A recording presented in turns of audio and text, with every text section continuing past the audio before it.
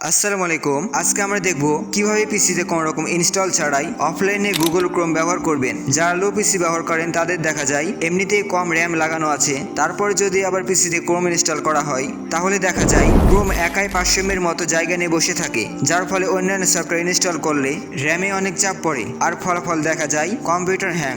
র্যামে যদি আমরা 5 MBর মতো চাপ কমাতে পারি তাহলে কম্পিউটার গতি একটু হলেও বাড়বে। তবে যাদের উন্নত মানের পিসি রয়েছে তারাও এই পদ্ধতি অনুসরণ করতে পারেন। তাহলে চলুন শুরু করি আজকের ভিডিও।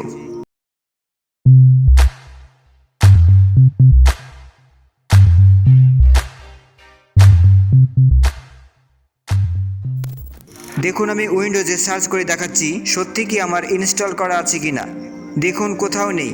হাইব্রিড আনইনস্টলার থেকেও দেখাচ্ছি, দেখুন কোথাও ক্রোমের অস্তিত্ব নেই। এবার আমরা কাজে আসি।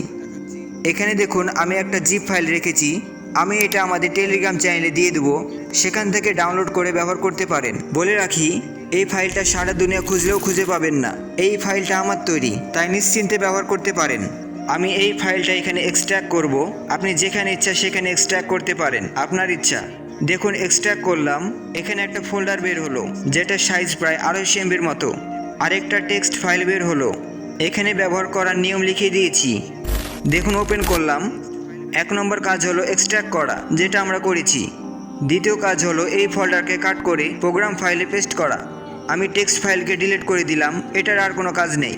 এবার এই ফোল্ডারকে মাউসের ডান বাটনে ক্লিক করে কাট করব। কিবোর্ড থেকে Ctrl+X চেপে কাট করতে পারেন। এবার সি ড্রাইভে যাব, যেখানে আপনার উইন্ডোজ আছে। এবার প্রোগ্রাম ফাইলে যাব, এবার এখানে পেস্ট করে দিব।